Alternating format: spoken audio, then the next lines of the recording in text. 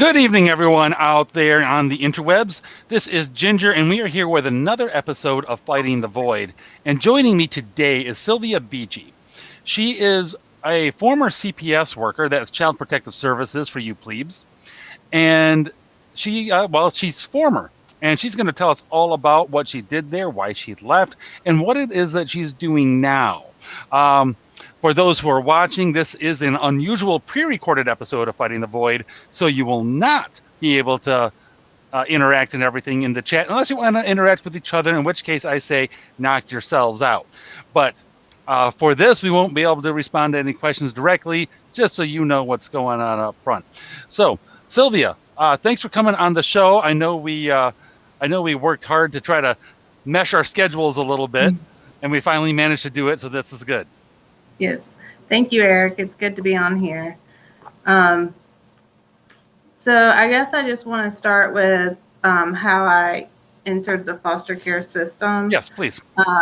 So I started out with mentoring at a group home, just with one of the girls. And then I decided to start working as a staff member at the group home. You can work as a staff member with no degree. Anybody can work as a staff member.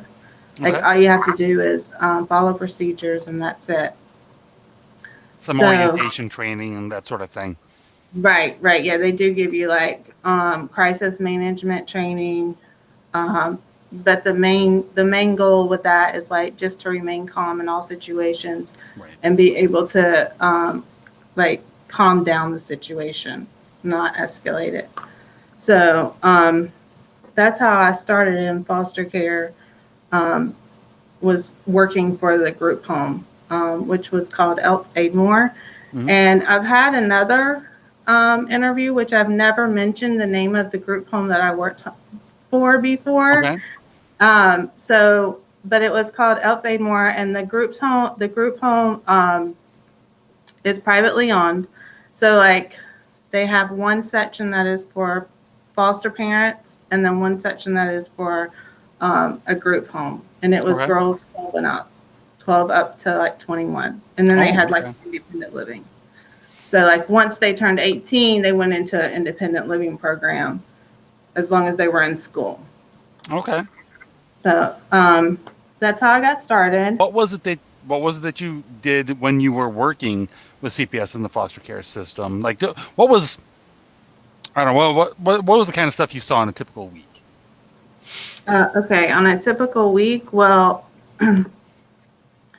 every day was different, but it was a lot of majority was runaways, 1013s, which is when they become suicidal or homicidal. Oh, okay. So the kids are always in a constant state of instability, I guess you would say. They're not in a stable environment. So there's times where they are inherent to the whole foster care system is lack of stability. Right.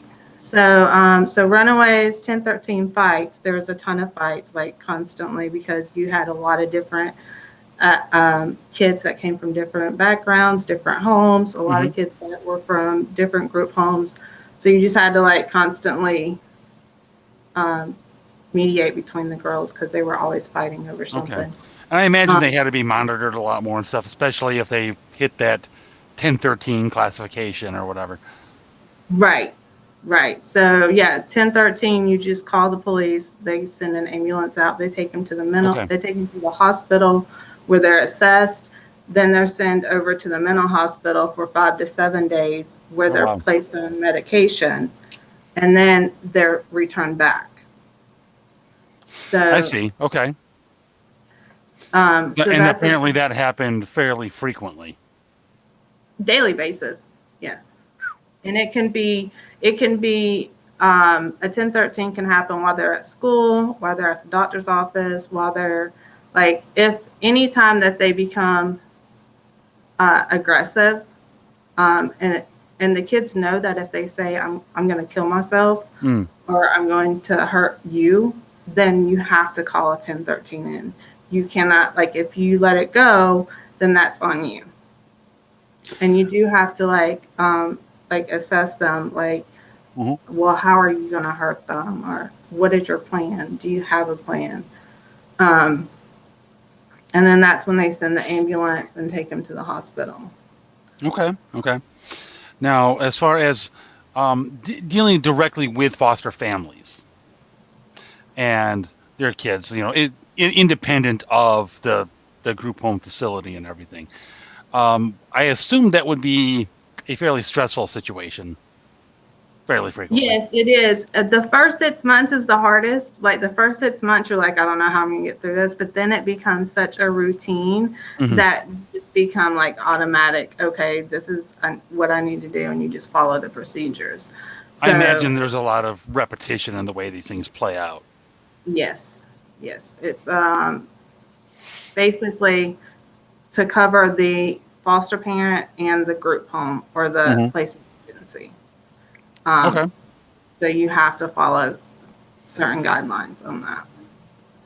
Right. And what I don't know, in as much as you're able to share, what would be some what's like a what's kind of situations that you have to deal with? The situations, like I said, a lot of runaways. So a Hmm. runaway, you call it in you don't call 911. You Hmm. call the police station, the local police station, and you say, I have a runaway. And you describe their clothes, and they come out, and they just do like a roundabout, like in the area, Okay. but that's it. Huh. So once they're like at the group home, the staff members, we would like go and look for the kids. But if we didn't find them within the like 2 mile radius, they were gone. Now they would come back a lot of times, and that was Hmm. because of rain, like cold weather. They didn't know where they were. Um, the areas are usually in the wood, like um, rural areas, Okay. so they have to. They don't know where they are, or they can't get to a phone or something like that, so they come back. Right. Right. So back to at least what's familiar, even if I didn't like it. Right, right, right. Well, because you got food and you got clothes and you got Right. Right. Yeah. a house. It's better than trying to figure out how to hunt Mm, squirrels in the woods. exactly. Now, the smart ones would leave at school. They would go to Mm. school and they would run. So Hmm. we wouldn't know until they were supposed to get dropped off, and then Ah, that's when we would find clever. out that they weren't. So those a lot of those kids we did not see again. Now, So I do remember when we were spoke on the phone a couple weeks ago. You mentioned that, and you kind of brought it up again here just briefly. There wasn't a lot of effort put into looking for the kids beyond like the first canvas of the neighborhood or whatever. right, And once you didn't find them within, I don't know what, a couple hours or something, they were just kind of considered to be in the wind. yeah. And the agency only gives 10 days. So if they don't return in 10 days, then Okay. they're already you call the case manager. Their bed is already given up to somebody else, and they're only on a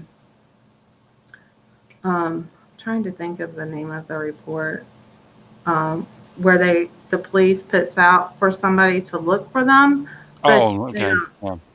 But they don't like. There's no search party. Right. There's no They're not actively looking. It's kind of if they stumble across them, awesome. right. But they beyond a certain point, they're stumbling, obviously. Yes. And I've had Okay. kids run away twice in one night where they would bring them back and they would run again and then they would bring them back. I'm not sure if I admire the determination or lament the lack of success. Right. It's like, So, wow. It's like I like that you're determined in your goals, but you suck at achieving them. well, we definitely wanted them to not achieve some of those goals. Right. Yes. Yeah. Yeah. I would imagine there's many goals that they might have had that you no bad goals. It's good to have goals, just not those ones. Yes. And I always told the kids like if don't run away without a plan. Like you don't know who's out there. That's where human trafficking, sex traffickers, Right. that's they pick up kids that are 12 years old, and that's how they end up in sex trafficking. You know, which 12, is 13, 14, 15. Those are the age.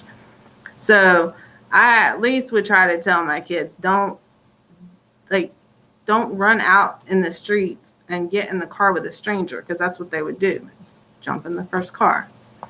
now. I know there's a lot of rumors and stories about CPS sort of turning a blind eye to those sorts of things. I do recall from your other interview that I watched that you didn't actually see anything that was directly like that at all. At least as I recall, my memory of the interview. But you did see girls and stuff that did get caught up in that. Am I correct?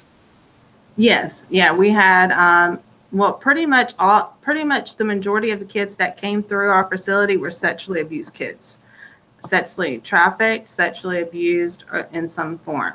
So kids that are sexually abused, they always turn back to that lifestyle, and it's because that's all they know. I had one girl. Her and her sister were trafficked from the time they were toddlers, and when she got there, that's all she knew was. And Wow. so she would. We had to have 24-hour staff with her at all times, because she would try to. She was a predator. She would predate on the other girls. So you had to protect the other girls that were in there, because their body is like she was like 12, but her body was so used to sex that she craved it. So she would start. She was a predator on the other kids. So then you have to worry about the other kids. Wow. I And mean, that was the other issue. it just goes to show you how much that can warp an individual. Right. Like you weren't allowed to hug her. You weren't allowed to do any form of like, because she automatically took that as, oh, and she would just start rubbing all over you. Ah, so she had to Mhm. learn some new habits. Yes. Yes. Out of So curiosity, that particular case, did whatever happened with that, if you know? actually, she was my worst case at the group home. And then when I switched over to the placement agency at where the foster parent side was, Mhm. um, because this child was so damaged from the sexual abuse that she would even try to jump out of the car while you were driving into traffic. So you couldn't drive with her in the car. So if you were like going to want, like we would take them to the grocery store or whatever, Mhm. you couldn't take her because she would jump out. Um, she tried to wreck the vehicle while Stop was driving, like by pulling the steering wheel. Wow. Like she just wanted to die. So she ended up getting 1013, going to a mental hospital, Right. being in a facility. Well, when I went over to the foster parent side, she was my first case, and I had no idea. And I walked into the home, and she said, "Miss Sylvia," and I was like, "Oh my god!" And she had like different child. She was in a foster home. She was in school.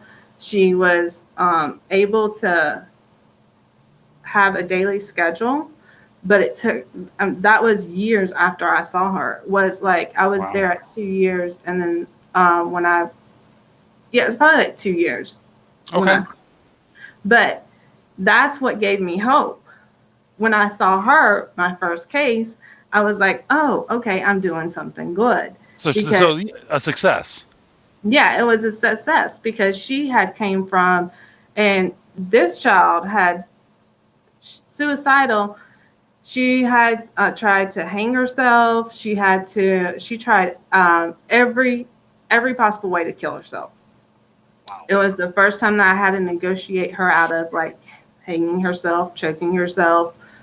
Like you don't even realize you have that capability until you're in that moment, and then you're like, I'm trying to so save this very right, disturbed 12-year-old's life. Yeah. yeah. So when I went over to the foster care side, that's when I was like, okay, this is something good. Mhm. I'm Right. gonna love Yeah. this job. I'm gonna do good at this job. But it wasn't like that at all. Unfortunately. Okay. So that gets into the meat of things a little bit. So Yes. you're working on the foster care side of things. And I do recall you started to notice some things that didn't line up with what you were expecting to find. Yes, I started noticing a lot of stuff that they were um, covering up. Hmm. Like I noticed that um, if you didn't put like if you had concerns with a foster parent, Hmm. if you didn't put it in writing, it was not followed up on. Right. Um, and it was like just um, covered up basically.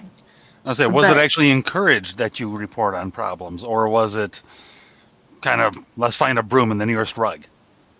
oh no, we were told we were not allowed to write our concerns in our notes about the foster parents. And yet, if it was not written, it did not exist. Exactly, because that was the other thing that I had learned when I started social work.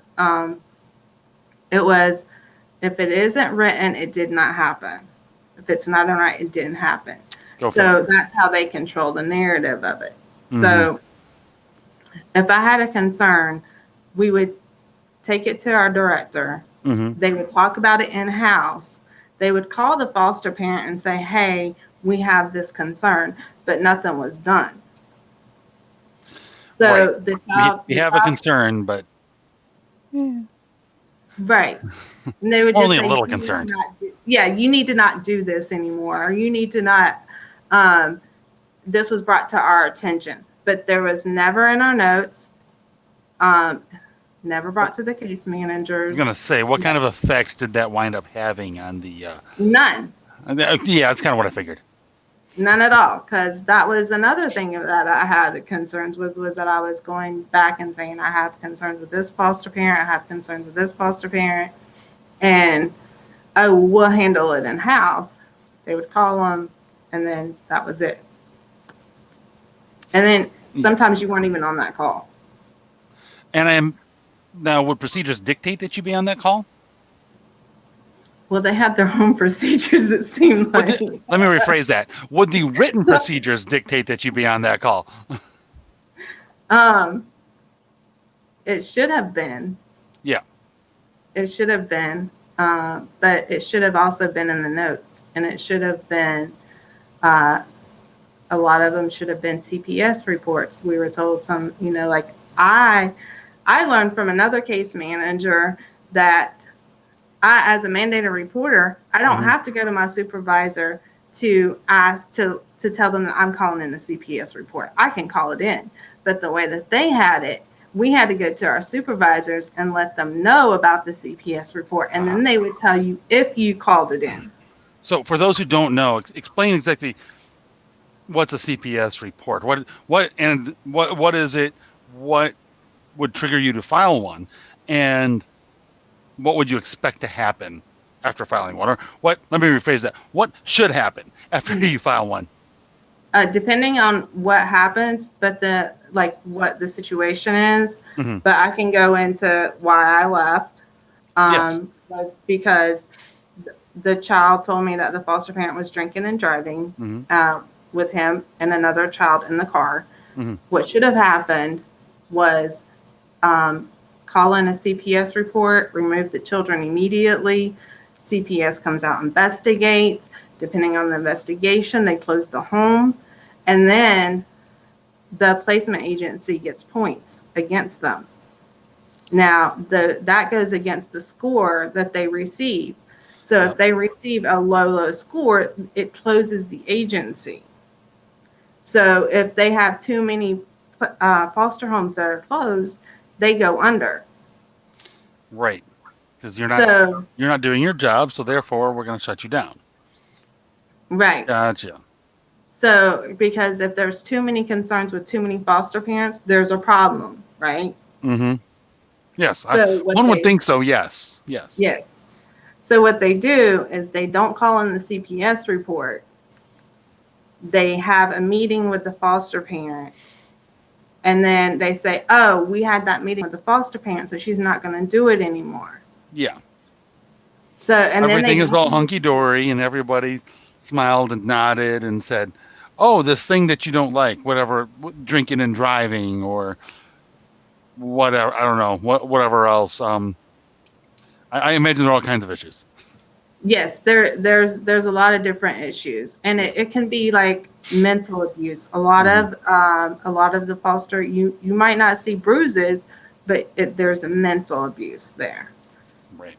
Now, So I recall you saying um, this particular case, so the one that directly led to you leaving, um, the, the foster kid was reporting to you about the fact that the foster mom, if I remember right, was drinking and driving, and he essentially they tried to kind of convince you to bury it. yes, yes. So this goes back to what when he first told me about it, Hmm. I had noticed that whenever I go to them, they don't report it. And so I had called my coworker and said, "How do I? You have to manipulate to get stuff done. You have to manipulate them to get it done." Right. So I went to her and I said, "How do I make sure that they follow up with this foster parent?" She said, Hmm. "Put it in writing." So sent an email. Then I got a call because I put it in writing. They didn't like Yep. that I put it in writing. You did what you're So supposed to do. How dare you? right. So then they tell me, I said, I want to move this child. I found another home. I want to move him. He's not comfortable here. He's already told me he's not comfortable. Right. Everything that he told me was, I had followed through and it was true. So they said, all right, you can move the child, but don't tell the case manager why. So I tell the case manager I have concerns. I want to move him. Hmm. And she's like, well, he always wants to move. So we don't want to move him because he's just moving from home to home. That's the other thing they don't want you to do is move the child from home to home to home. Because again, that looks bad. That's negative points on the point system. Exactly. Yeah, it's a performance indicator essentially. Right. Because technically you're supposed to qualify the foster parent and the child. One would assume first that you vet the foster parents and make sure Yes. they're at all qualified for this. And I think you say qualify the parent and the child. Assuming you're checking to see if they'd be there's a good chance they'd be compatible. Yeah. Yes. That does not happen. There's not enough foster parents. So what they do is they call the foster parents and Huh. say, "Hey, I have this kid. Can you take him? I have this 8-year-old boy. Okay, what's his behaviors? He's defiant. He's aggressive. He runs away. He cuts." And then they'll say, "Okay, well, how much do I get for him per day?" So, oh, okay, well, this kid is really bad because he's aggressive, defiant, runs away. So you get more money. So then they're like, okay, I'll take him for like, I have some foster kids that are $75 a day, $65 a day. Some of them, foster parents won't even take a child unless they get $100 a day. So they're like negotiating Yes. the price to take care of the kid. Yes. That see, that's the kind of foster parent I want. Yes. Wow. So the kid goes into the home already knowing that it's not about the kid, it's about the money. Yeah. Yep. So, and they've already been in the system so long, they figure these kids are smart. They already know. They're like, they don't want me here, they just want the money. Yeah. They know the system. They after a little while they know the system. They know how it works. They know what's going on. Yes. So that's how it's supposed to work. It's supposed to be compatible. They're supposed to stay in the same home. Right. Uh, and but there's not there's so many foster kids. There's not enough foster homes. Yeah. That's yeah. Um, so go back to my story. Yes. Yes. So when I sent the email, they told me not to tell the case manager. I tell the case manager I want to move the kid. She's like, "Well, I don't Uh want to huh. move him because he's just doing that to get moved." He does it all the time. Yes. So I said, "Well, I have concerns." And I told her what the issue was. I Mm-hmm. said he has accused her of drinking and driving. Now she admitted to my supervisor on the phone that she was drinking and driving. Now she admitted it. You think this would be an open and shut case at that point? Yes.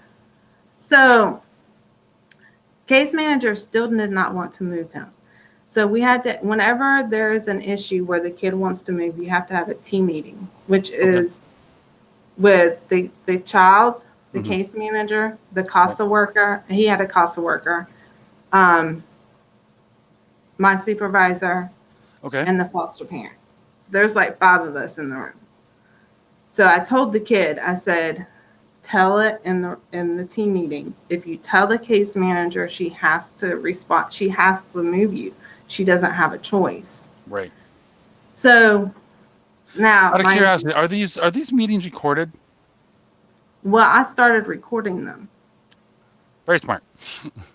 So But I not. had But as an official matter of policy, they're as not official. recorded. No, they're not recorded. Not at all. It's Huh. whatever you put in your Okay. note. Okay. So you write a note Wow. at the Hmm. team meeting, after the team meeting, and you say what you discussed and why you discussed it. But Hmm. the drinking and driving was never brought up. No. So, Weird. right. So the kid tells it in the meeting. So they're like, Mm-hmm. all right, you have to move them.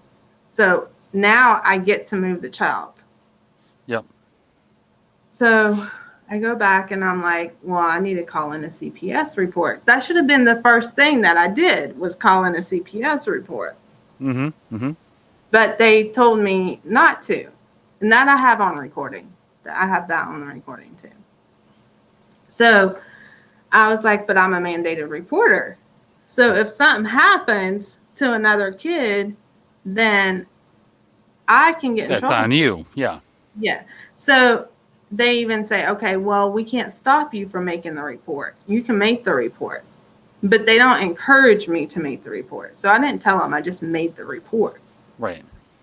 Now, before I made the report, it was after that team meeting, I got called into my supervisor's office, Uh-huh. and he called me in with concerns that I was advocating for the child more than I was advocating for the foster parent. Which would you would think is your job. It's Child Right, Protective Services, not Foster Parents Protective Services. right. And they were like, well, we've noticed that you've had quite a few other ones where you advocated for, because I was on, this is why I'm like, I have no idea how long we can talk because there's so many stories. I Keep had going. another supervisor that I refused to work under Uh-huh. because of another situation. Okay. So she Really? switched. So they switched me to this supervisor. So Mm-hmm. he tells me, well, your old supervisor says that she had issues with you advocating for the foster parent. I mean, for the child and not the foster parent. That you don't advocate for the foster parents. And I said, well, what situation? Yeah. So he names it. He tells me, he's like, well, there was this time when uh, it actually had to do with the foster parent ripping up an apology letter in front of a 10-year-old child. And the child didn't even tell me that one. The therapist told me about that one. So Okay. it was just like constant. So that was when I was like, okay, I can't work here any longer. This is morally wrong. Yeah. I'm not going to be able to help these children. So I put in my 30-day notice. And Right. so I had my 30-day notice in when I made the CPS report. Okay. Yeah. So So, so you brought it up. You basically they considered, and I assume they made it known that they were not happy that you set that up, filed the CPS report. Kid brought up the drinking and driving and everything all in the meeting, and yeah, I imagine they let you know they weren't real happy about that. yeah, they did. And it was a very stressful environment. Like they were always gaslighting you, always. And I may send you one of these recordings just so because you can hear the gaslighting on the recording. Uh huh. But that's something I have tried to get a lawyer to represent me just so that I can come out with these because they do have names on them. They do have the children's name on them. Because this foster parent that made me leave, she had 3 other kids that reported that she was drinking and driving. But they were like, oh, but that kid has issues. He has behavior problems. He has defiant. He lies. Uh huh. But you have 3 kids three different separate situations. The Yeah, foster parent even admitted to it. yeah, yeah. There's the thing right there. The foster parent admitted to it. Who are we kidding at this point? Well, it's all money. Yep. It's all about money. So if they, like I said, if they closed her home, they got points taken off, they could Mm-hmm. lose their license, and then they needed the home. Now, you mentioned it's all about money, Yes. and some of that's predicated on certainly the amount of foster homes they have open in the area. I assume it's also some of their funding is dependent on how many kids they have in the system. Yes. So the more kids they have in the system, the more the office is budgeted, and so on and so forth. Yes. More or less. And they have goals, which I talked about on my last interview, which I do. I still have. I still have. These are from Oh. my meetings that they wrote up for each meeting, Uh-huh. and they sent them to us. So, at the end of each one, it has a census. Like it tells you how many kids they wanted in one group home. Their goal was 10, and they had 11, so they reached that goal. Oh, good for them. Right. Jeez. And then the metro area, which because there's 4 offices. There's one in Metro, Valdosta, Savannah, and Dalton. Okay. So the one that I was at, Metro, their goal was 92, and they had 80 kids. Valdosta. So they had work to do. Yes. They So had to then go and that find. was the other pressure that was put on us. And I mentioned in the other one, if a kid was left, meaning that they were reunited with their family, if they were adopted, whatever, they would tell us that we had to bring in another child. So And yeah, that is literally the most nefarious thing yes, that we've touched on so far. The fact that CPS has goals, and those goals are not to reunite their kids with their families, or not to find them a good home. It's to make sure they secure their own funding, and that includes making sure they've got enough kids in their homes, and they have to get them from somewhere. As we know, kids don't grow on trees. no. And where was I supposed to get these kids? That's what I said. If I grab a kid off the street, that kid is not in our placement agency. So where the heck am I supposed to get a kid from? So they're like, well, we don't mean like go grab a kid. That means that you have to call all these different, because we worked with different counties. We worked with all counties. So you have to get on the phone and you have to like, hey, we have space available if you have any kids.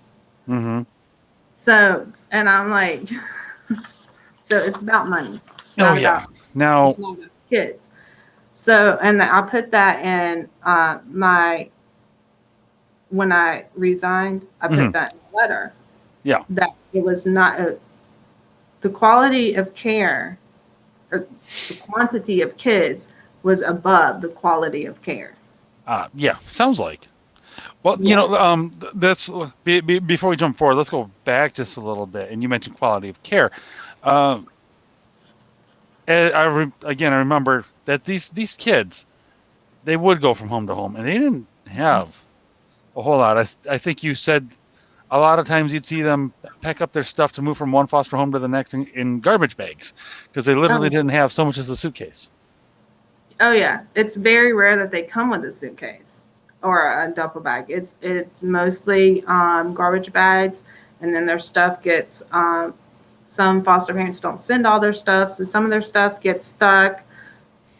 They get some of their stuff, whatever. Right. It's just a hustle. Like that sucks. Yeah. And you mentioned again with the one that led to you leaving, the foster mom was drinking and driving. Right. Now that is, of course, something that CPS might use to take the kids away from biological parents and help fill their quotas. But foster parents have different rules. Different rules. Yes, yes. Yeah. The And rules don't apply to biological, because that was my thing. If this kid could be at home with his mom, why isn't he at home with his mom? yeah, yeah. One So would think that would always be the preferable default, and it is interesting. I mean, anyone who's even briefly looked at situations surrounding CPS will quickly learn that for some reason, crackheads get to keep their kids no matter what happens sometimes, and right, regular regular parents who have some some neighbor who's got it out for them call them and make a bunch of allegations. They can wind up finding themselves in court battles for years. right, exactly. But a foster parent won't. A But a foster foster parent won't parent, at all. Yeah. a foster parent does not have to have like, I think I told you that if they act out at school and Hmm. the school suspends them, then they're supposed to come pick up their kid, right? Right. Well, they don't do that because they're working. So Right. they send the case manager, such as myself. So Hmm. I would go pick up the kid. Now, if the biological mother doesn't come pick up the kid, what happens? The Well, school calls the CPS. they might be calling the CPS, be like, this mother is clearly neglectful. And then they Right. show up unannounced and they find out that that the house where both parents are working has got a couple, it has got some clothes strewn across the couch, and they go, it's a mess and it's neglectful, and it's, yeah, I Right. can see where this goes. Yeah. So what the foster parent does is like, well, I'm at work, I can't come get them. So the family consultant or case manager or whatever goes and picks them up. Now Right. the thing is, if you have three kids acting out at the same time, and you have to make a decision on which kid to go pick up, because that's a lot of my issues was, Mm-hmm. well, I got this kid at this school and this kid at this school and this kid at this school, but I know this foster parent will eventually show up. So I need to go get the kid that the foster parent is not going to go show up at. Right.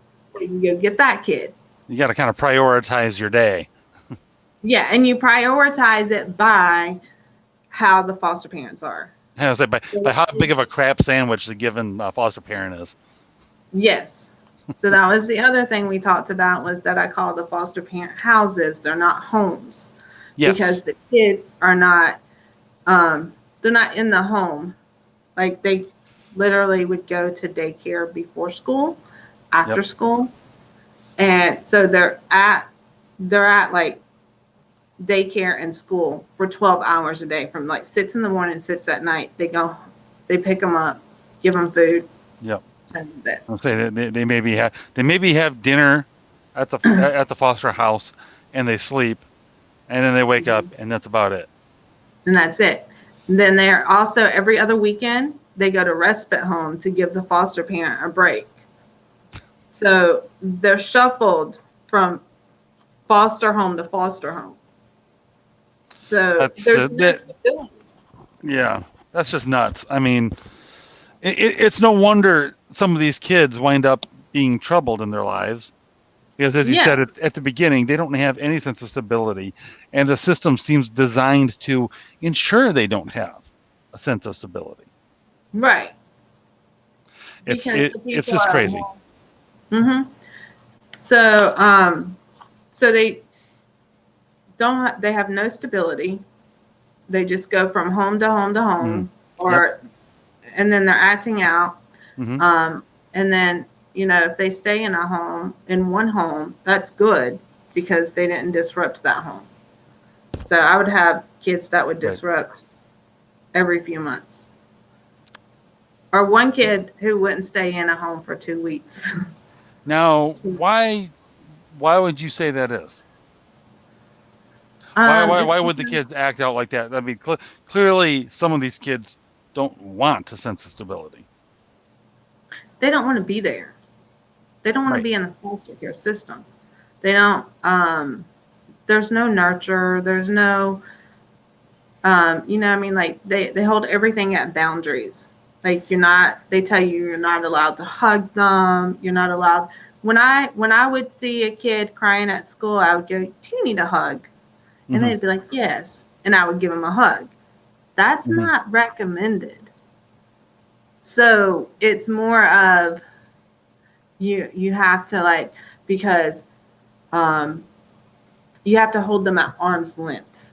Now with sexually abused kids, I sometimes can understand, like you're Right. not Like gonna the one you were talking about at the right. beginning. Yeah. Right. So it's all about policies and Mm-hmm. procedures. What is going to get us in trouble? And see, a lot of these kids do make up stories sometimes. Like some of them Right. do make up stories to get out of the house because you can't move them. Like if a kid came to me and said, I don't feel comfortable in this house. Why don't you feel comfortable? She's just not, no, I don't know. I just don't feel comfortable here. Right. You, It you was you need very, you need something more than I don't like it. yes. Which is, in all honesty, that's fair. Um, Yeah. so you finally reach this point where, all right, CPS is not doing what it says it does. Mm-hmm. They regularly undermine. They clearly don't actually care a whole lot about the kids and what's going on with them, unless it means that they're going to lose funding if things don't go within a certain margin. Um, so you leave. Then what do you go and do? What happens after you leave CPS? After I leave, well, I started working for a core agency that was transporting. I was transporting kids to their visits or to their medical whatever. Okay. Uh, but when I first started this job, to go Mm-hmm. back to me calling in the CPS report when I left, Yes. because I called it in right before I left. Yeah. So I find out that the director contacted somebody she knew in CPS Uh huh. and said, "Hey, um, we handled this in house." So they screened it out, and they didn't even contact me or the child or the foster parent that he was placed in. They just screened it out. So That's just great. So they took your report. You wrote things down. The kid reported things and everything, and they just said, "Cool story," down the memory hole. yeah, yeah. So literally, like never Wow. contacted me, nothing. So this is how they get by with it is they know each other. So it's like who you know, not what you know, right? There's nothing like a good old boys network. Right. So then I start working at this transportation company, Mm-hmm. which I ended up getting in trouble there within 30 days. So I was there a month and I was working on this case, Mm-hmm. and it was Gwinnett County Okay. because I'm in Georgia, and the daughter was turning 18, so CPS decided to send her home because she was turning 18 Mm-hmm. and keep the other child in care. Okay. So, um, but the child that was they were sending home wasn't getting the care that she needed while she was there, like therapy and stuff like that. And the mom kept trying to get somebody to help her, right? Mm-hmm. So she asked me to speak to the senator's office. Okay. I did. And I told them that, yeah, she wasn't getting the care that she needed. And they were trying to stop visits with the sibling because they Hmm. said now that the child has gone home, then they don't have to have visits. So that was the other concern. Like, Yeah. why would you stop their visits? So I got off the phone with the senator, Uh-huh. emailed her the information. It was the senator's office. It wasn't the senator. It was the senator's Okay. office in Hall County. And I get a call from my supervisor saying, we just got a call from the commissioner's office over Gwinnett County DFACS. And they called me into a meeting. They told me that I was not allowed to go near Gwinnett County DFACS. I was not allowed to go on the campus, on their property. They took all my cases away, and they were going to fire me. Because you. They didn't fire me. I don't know why they didn't, other than I had brought in some other case managers with Uh-huh. me, and I Yep. had gotten quite a few caseloads off that. So they did take everything from me, though. Like, Ah. they took all my cases, Uh-huh. and everything else. But So, it's yeah. like, So basically, you bringing up some fairly reasonable concerns about keeping siblings together, at least on some level, equals you are exiled. You're. So it sounds like you were getting treated like Milton from Office Space. well, they said that I broke HIPAA laws, but that's not HIPAA. So Doesn't sound remotely HIPAA like HIPAA. but this is where the gaslighting comes in, and this is where everything else comes in. Right. So and that was the first thing that I learned when I first started in foster care was Yeah. HIPAA. You can't talk about anything because of HIPAA. You can't talk about the stories. You can't talk about the runaways. You can't talk about the 1013s. You can't talk, like, they literally like hit you all the time. You can't talk about this because of HIPAA.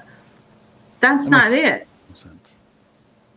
It's because they don't want you talking about it. Yeah. Period. Period. Yeah. It's not because of HIPAA. It's just because we don't want you talking about it. End of story. Yes. Yes. But and yet here you are now, obviously talking about it. Yeah. Actually, and as I understand it now, you are part of, or at least you are involved with, a group of people that is working to. Fighting. How would you characterize it? Expose or reform CPS? Both. Fair. Yeah, Fair. because it's parents that are fighting for to get their kids back. Mm-hmm.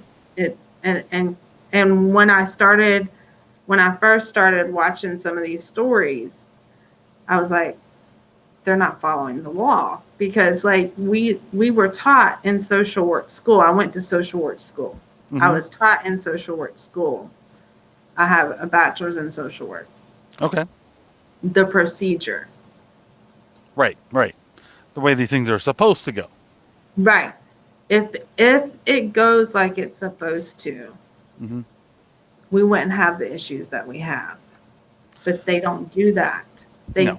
They they power hungry, but it's also money. Mm-hmm. Um, it's a lot of social. You don't have to have a social work degree. So a lot of these people, as long as you have a bachelor's degree, you can have a bachelor's degree in music, and you can go work at DFATs, and they train you. Huh. So if they train you, that's where it comes in, where, oh, this house is messy, let's take the kids. These parents are poor, let's take the kids. These Do you see what I'm saying? It's like, Yeah. Oh, I if you do. know if you know how it's supposed to go, then you can start to see. And that's what I started seeing, was that these caseworkers were not following the procedures. And it's because if they did, the kid wouldn't be taken, or they would work a reunification plan and they would go home. Yeah. That's what the goal is if the kid is taken, you work a reunification plan, you go home. Mm-hmm. You have two choices when you come in: Yep. reunification or adoption. So, That that would be honestly, something like that would be terrifying mhm. if you're a parent or the kid. And I mean, we had Rachel Bruno on a few months back, talking about her situation with her kids getting taken away and everything. But situation which fortunately she wound up winning in the long run. But I know there's lots of others out there that have been fighting for years. Yeah. And I remember Rachel's story reminded me of other stories I've heard of medical kidnapping, where Yes. They'll Um, go, no, your child needs to stay in this hospital to get the proper care because she's really sick and only we can do it. And no, you don't get to even go get a second opinion. right. No, it's all and that's like Rachel, she had the means to get a lawyer. Mm-hmm. Like, and I think Yeah. that's these other parents that are fighting, they didn't have the money to get a lawyer. Right. So, and that was the only time that because I've testified on cases, Mm-hmm. Yep. I've been in court. That was the one thing that I noticed, that if they had a lawyer, then it went their way. I've never witnessed a parent who didn't have a lawyer beat DFATs. And that was the other thing. You will never beat DFATs. Even if you're in the system, they say this, you will not beat DFATs. I I believe it. I believe it because you need somebody who can play can play the same semantics games and everything, and who knows the games they're going to play. Hence why I do remember Rachel found a good, not just a lawyer, but a good lawyer who had ridden Yeah. that rodeo a few times before. I was like, okay, here's what's going to happen, and you are in for a massive long fight. No matter how stupid this case is, it's going Yeah. to be rough. And yeah, it sounds like, yeah, it was, and lots of people have even rougher cases. It's just it's mind-boggling and infuriating that there are government bureaucrats out there who consider your kids in their home a goal. Yes. And it's like, why would you think that a stranger is going to take better care than their parent? Yeah, unless you've got some obvious case of Right. Like, actual abuse, then this horrible thing has to happen. But so many cases that is not the case, even right. remotely. Right. And that's what I started noticing with these parents that I'm Mm-hmm. following on Twitter and stuff like that, Yep. is that they they didn't do anything wrong. They were never they never committed a crime. They were Right. never uh, like charged with child abuse. They Mm-hmm. were never harmed their child. They just didn't have the money to fight the system. That's the only thing that they didn't have. Right. Right. Or not even knowing how to fight the system. Because, I mean, Right. especially, these days, without getting off on any tangents, though, it's easy to look at the system and see stuff that the system gets away with and be like, how does little old me fight Right. that? I mean, it makes David and Goliath look positively evenly matched. Yes. Yep. And this the system is definitely, and the only way that we're going to fix it is to take it to Congress. That's the only way. And right now, who do you trust in Congress? I'm gonna go with virtually no one. Right. So, I mean, the only thing that I can think of to do is, like, at this point, is to like raise awareness, because if I had not worked in the system, I wouldn't have known it. Like, when I started Right. out, I started noticing the kids were sexually abused. Why is there so many sexually abused kids? Mm-hmm. Why? And then the effects that they have, and and most of them have been trafficked, have been, why? Like, then I started like questioning, we have sex trafficking issues, like, In the like, United States, and it's and it's big the apparently. biggest in the world. Yeah, I mean, just that in and of itself is scary. I've heard that you know girls who run away from home, they can get picked up within a matter of just a couple of hours. Yes. Yes. And That's just most of the kids that are running away have mhm, been trafficked, or have been, and so they know the lifestyle. They yeah. know what they're going back into. But the Hmm. thing is that, like, I had one kid I talked about who had a pimp, and the pimp got her addicted to heroin. So she wanted that fix. So Yep. she went back. She kept going back to the pimp to Mm-hmm. get the heroin. So like these kids, like they're well above their years um, with trauma and life and like That's one of those things that you always hear, that whole kids are resilient thing. I'm like, yes, no. We also spend just as much time talking about how deep-seated traumas that in your childhood can affect you for the rest of your life. Guess which one I think is more believable? yeah, Horrible and things happen to you as a child. It sticks with you. You don't always just bounce back and everything's hunky dory. no, and they're through so much trauma that it follows them into adulthood. Yeah. And the other thing was like the kids living in group homes for so many years because in group homes it's ran like it is um, a prison schedule.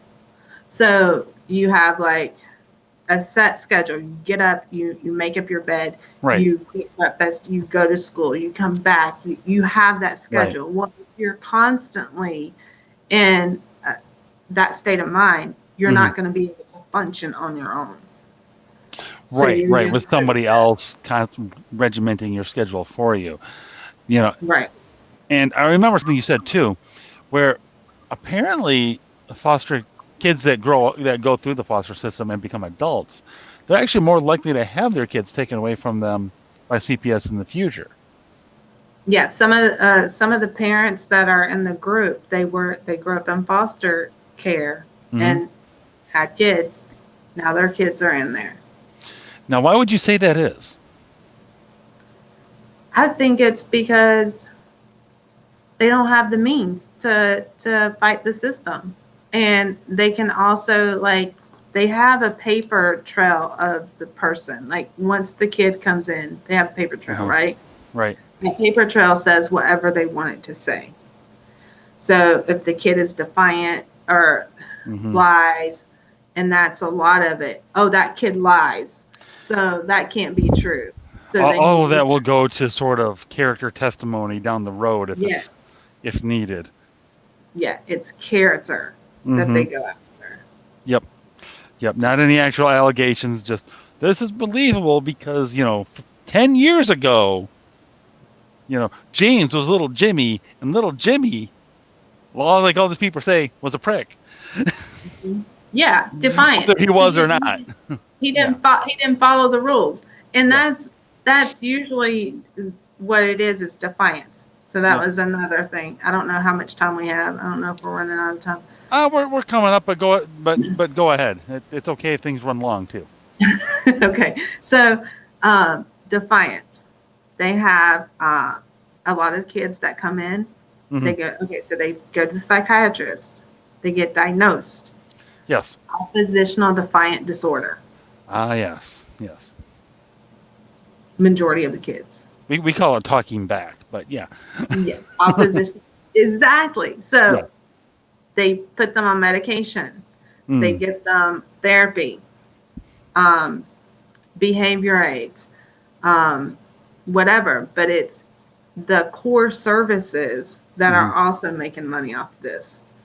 So your therapist, your psychiatrist, Uh-huh. all of them. So and then they put them on medications that have long life lasting effects. Yeah. Like some of them have liver damage when you get older. Um, one of the major ones was clonidine, which is an adult blood pressure medication. Yes, we talked about that. Makes them sleepy, correct? They'll pass out like that. Past it. Okay.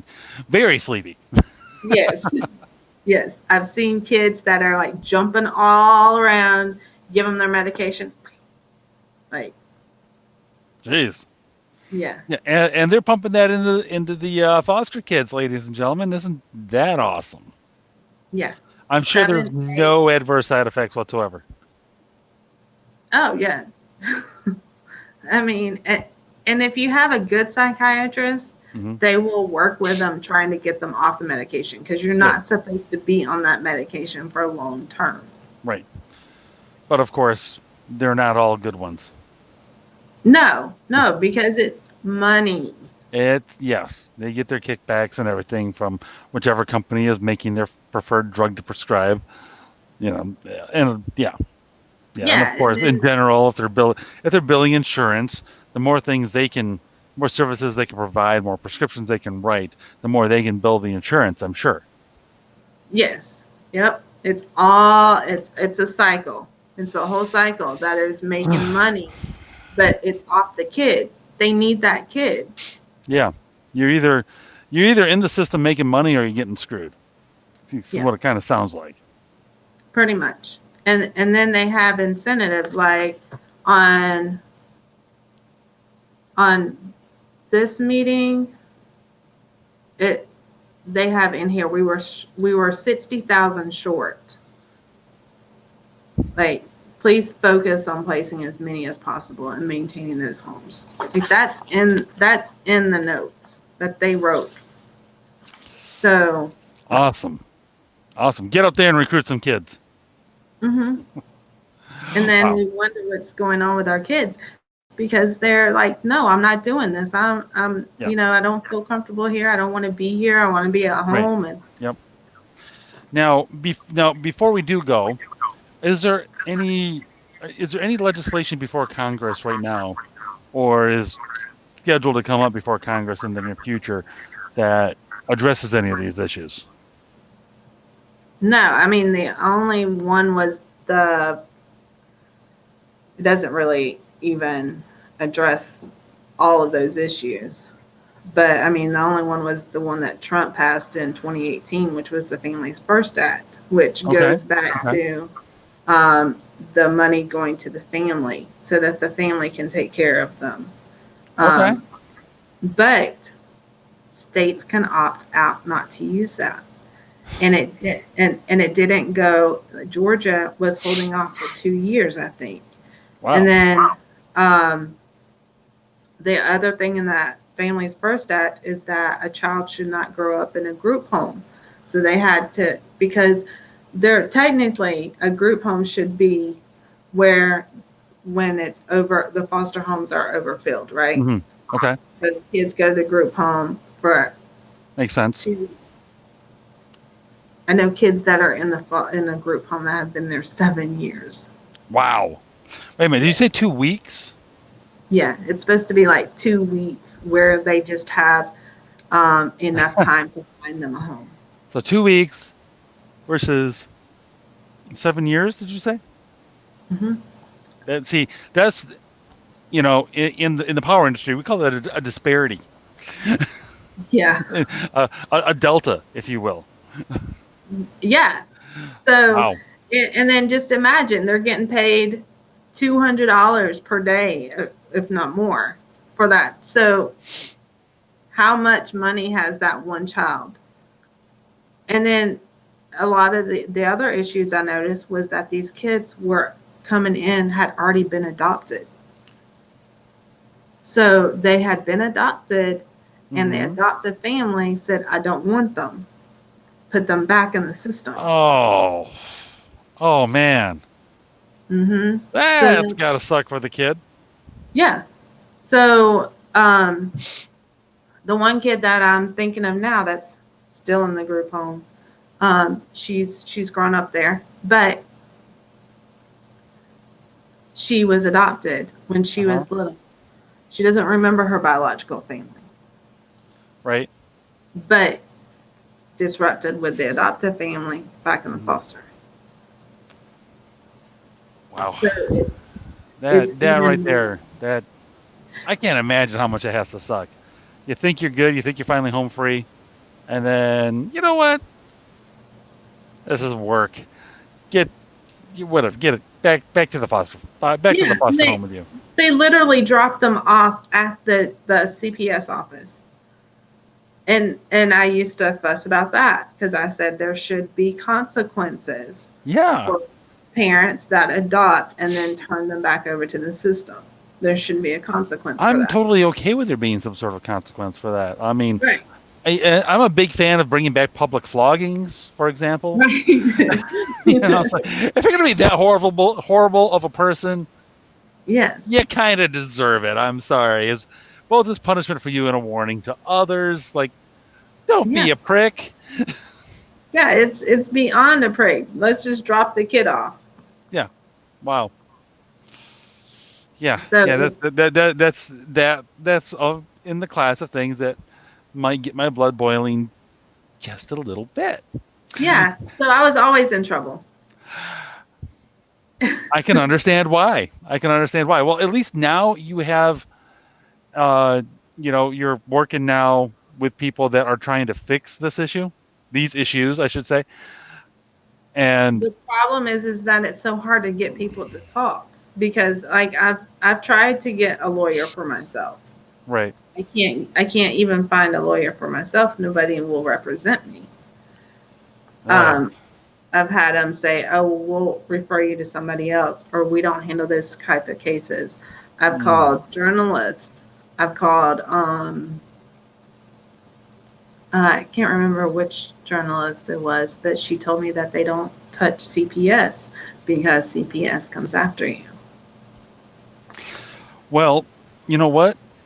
We here, at least at Fighting the Void, are more than eager to do whatever little part we can to help get your story and stories like this out there, because um, especially given the current situation out there in the world right now, if we don't push back on these things now, we will lose all ability to do so before we know it.